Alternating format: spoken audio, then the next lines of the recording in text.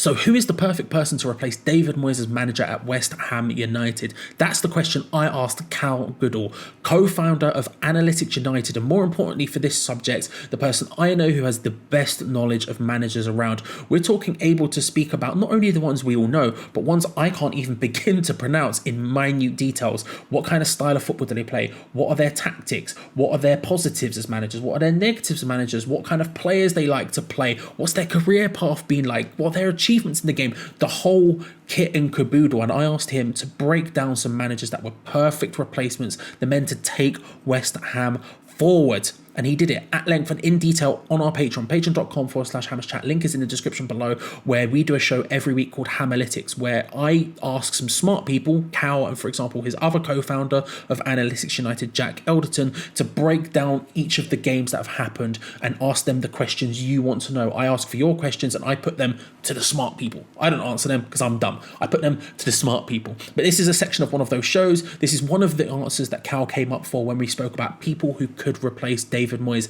There is a much more extended conversation with a lot more people suggested in the link in the description below, patreon.com/HammersChat. But before then, let's check out one of the people that Cal said would be a perfect replacement for David Moyes at West Ham United. If we want to be front-footed out of possession, but have exercise more control in moments where we need to, like we said earlier, against the Lutons, against the Forests, where you want to be in the driving seat. You want to take control of the moment. You want to dictate the tempo. So for that respect, I've gone for Imanol Alguacil at Real Sociedad. He won the La Liga Manager of the Year award for last season, beating Xavi despite Barcelona winning the league quite considerably as well, by a fairly considerable margin. So testament to the work that Alguacil has done at Sociedad, I think. Again, shape-wise, it's interesting. He was another one that deployed a 4-1-2-1-2 last season when they were really good. And part of the reason for this was that they had David Silva, who is arguably the most archetypal 10 of our generation. And when you're gifted with a player of that skill level, you're going to let him cook. You're going to let him do his thing in the middle of the park, right? And I see similarities in this shape. If he's to use the 4-1-2-1-2, give me Paqueta in the David Silva role. Let the boy do his thing. Just give him the freedom. Let him make things happen, and everyone else can do their jobs around him to facilitate Paqueta, who, in terms of technical ability, I think is probably our most gifted player. I don't think that's too much of a stretch. And also counter pressing. Paqueta can do that. We know he can do that. He loves pressing. He's great in the press. But attacking wise, they're solid. I think they've scored the 6th most goals of teams in La Liga this season. They outperform their XG, which is testament to the quality of the players. But I think, again, we've got players that can do that. We've got Bowen, we've got Kudus. Again, we'll probably buy a new striker or maybe a more prolific left winger. One thing I will say, which would potentially be a massive deviation from the way the squad are currently used to playing, is that Sociedad rely heavily on central overloads. They rank last in the league for crosses per 90. So the fullbacks don't do anything really. They're defensive. They kind of sit and they offer short passing options to the central midfielders to create third man rotations. So what that is imagine a centre back or a central midfielder. When he's playing the pass, he's not thinking about who he's passing it to. He's thinking about who they're going to pass it to next. So they use the fullbacks as these third man options to sort of bounce the ball off. And then they just lay it off into the feet of the midfielder that maybe the defender couldn't access because there was someone in his way. So it's kind of a go around. So the fullbacks offer an outlet to then bring the play back into the central areas where they have this natural number 10, where they have 2 advanced 8s, and they're kind of bouncing all these short, intricate passes, trying to create numerical superiorities in central channels.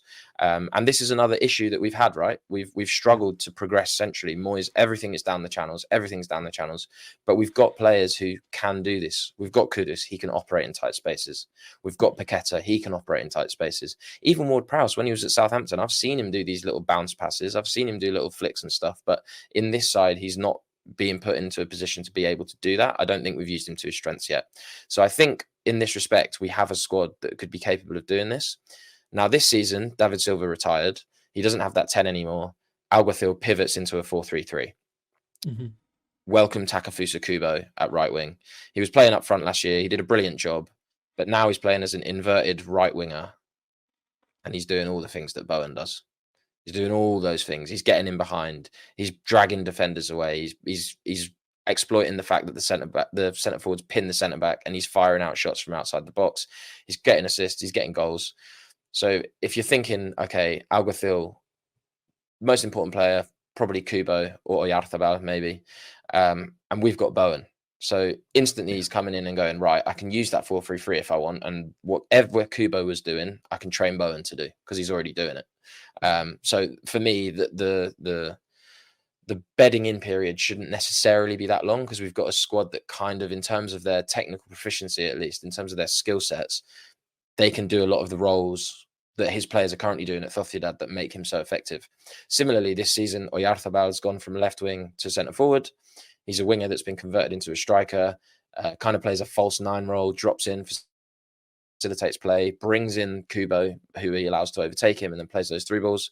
Give me Kudus in the false nine. He did it at Ajax, drops in, gets the ball, wants to get on the ball with his back to goal and spin his defender and carry towards the goal and then play in Bowen, who's running off the right wing. You can see it happening. The counter press is there. The central overloads, that fixes the fact that we've not been able to progress centrally, despite us having the right players. We just haven't had the coach to be able to do it. It brings out the best in Bowen because he can do the Kubo role. It allows a place in the starting lineup for Kudus, and maybe we don't have to buy a new striker because Kudus could do that. So yeah, I think I can see it all there. And then you've got Zubimendi, who is arguably one of the stars of the Sociedad side. I think potentially he's going to move to Barcelona at some point as that sort of six role. But Alvarez can do that. His job is to drop in between the two centre backs and create this 3-back build up. This is something you're going to hear a lot of from me. I think it's something that I've wanted us to do when we've been at our best. Like I say, Alvarez has split the centre backs and it's allowed us to build up with much more ease. And I think that for us, a coach that can coach a 3-2 build up, a 3-3 build up, whatever, is integral. So he's been able to do that. And I think as well, if we don't play Kudus in the false nine and he uses the 4-1-2-1-2, like we said that he did with David Silva, then you could either have Paqueta playing as the left-sided 8, dropping in to help out in build-up with Kudus in the 10 in the Silva role, bursting beyond those strikers who peel wide. In that system, it was Kubo, like I said, who was the striker that would peel wide to drag the defenders away. And then you'd have Alexander Sorloth, Football Manager legend, who would kind of sit and pin the centre-backs in central areas, wait for Kubo to get on the ball out wide and cross it in, low cross or low pass into the box. Doesn't really count as a cross because he's already relatively central. And Sorloth just gets on the end of it, just nods it in. Again, we'd have to recruit a striker for the Sorloth role, but I think at this point, we all know that we're going to need to recruit a striker in the summer anyway, ideally. We'd probably need a new left winger, but if we're going to play Kudus up top, then I'd want a new left winger anyway instead of a new striker because we want someone prolific. Ben Rama's not really going to do that. Paqueta out there is not the right role. And in that system, I'd want him in deeper areas in build-up. It wouldn't require too much investment defensively, I don't think. And yeah, I think the midfield makeup lends itself to both the 4-3-3 and the 4-1-2-1-2 without any recruitment because we've got Alvarez, Ward-Prowse, Paqueta, Kudus, who can all chip in some way. One of my problems when we talk about the idea of going for a manager who plays a different style of football to David Moyes is that we have so many players who suit Moyes' style specifically. People like Bowen who work very hard and do specific things. There's so many throughout the team. And so I think if you're looking at a new manager, you're looking at someone potentially who can get the best out of our key players as well. Your Bowens, your Paquetas, people like that who can just instantly go, right, I know exactly what I need to do with these people to get the best out of them, as opposed to trying to shoehorn them into different styles, as we have seen unsuccessfully work under David Moyes with people like Scamacca, like Haller, and going, I look at Sebastian Haller and I see Mikel Antonio. It's not how that works. That's not how that works. And so it'd be important to see someone who could also potentially do that with our key players. It would be remiss of me to just come on here and talk about everyone's strengths, right? There's a reality to it as well. And there's reasons perhaps why maybe I wouldn't go there. I would love him to come in, but I think one of the issues is that he's been at Sociedad for I think 5 or 6 years now, and before that he was coming up through the youth setup as well. He's been there a long time. Now this raises 2 issues. One, does he want to leave? Maybe not. It might be one of those where it just doesn't interest him. It's his club kind of thing.